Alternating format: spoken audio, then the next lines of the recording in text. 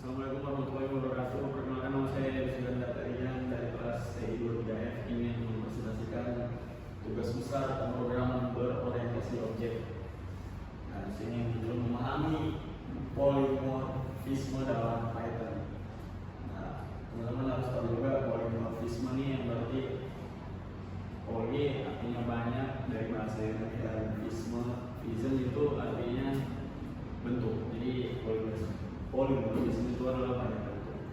Polimorfisme adalah konsep fundamental dalam pemrograman berorientasi objek atau OOP yang memungkinkan objek dari kelas berbeda untuk merespon metode atau operasi yang sama dengan cara yang unik, bersama dengan enkapsulisasi dengan pewarasan polimorf. Membentuk pilar utama OOP memberikan kode yang lebih fleksibel dan dapat digunakan kembali. Nah, teman-teman harus tahu juga polimorfisme ini kalau kita tarik dari logika ke kehidupan sehari-hari ketemu itu ibaratkan suami istri. Dan si suami ini bisa jadi istri, dan si suami ini bisa jadi pekerja, dan si suami ini bisa jadi seorang ayah. Jadi dari banyaknya bentuk itu, jadi banyaknya posisi suami tadi, tapi tetap dia di lulusannya itu suami. Ya seperti itu juga polimorfisme, kalau nggak salah ya. Polimorfisme fungsi dapat digunakan untuk berbagai tipe data, menyesuaikan perilakunya berdasarkan inputnya, seperti yang saya jelaskan tadi dari kehidupan sehari-hari. Polimorfisme kedua, metode overriding. Subclass mendefinisikan ulang metode yang sudah ada di superclassnya, memberikan implementasi spesifik. Yang ketiga, polimorfisme operator atau overloading.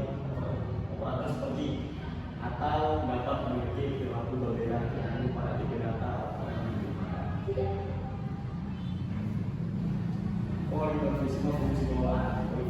Polimorfisme fungsi bawaan menunjukkan bagaimana fungsi tunggal dapat beradaptasi dengan berbagai tipe data. Contoh klasik adalah fungsi len di Python dengan kode program print len Python, outputnya non-print dengan fungsi len secara cerdas menghitung panjang string dan jumlah elemen dalam daftar, menunjukkan fleksibilitasnya.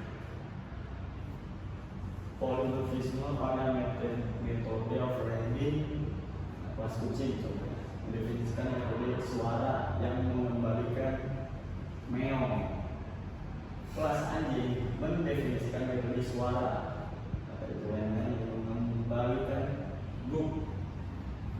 Fungsi buat suara menerima objek hewan dan memanggil metode suara tadi. Berarti dia memanggil suara seperti meong, guguk. Masuk ke dalam ini mereka menghasilkan output yang berbeda. Contoh ini menunjukkan bagaimana metode suara diimplementasikan secara berbeda untuk setiap kelas, namun dipanggil melalui angka yang sama. Seperti itu kira-kira. Ya sama seperti yang saya jelaskan tadi, ya seperti seorang ayah tadi contohnya.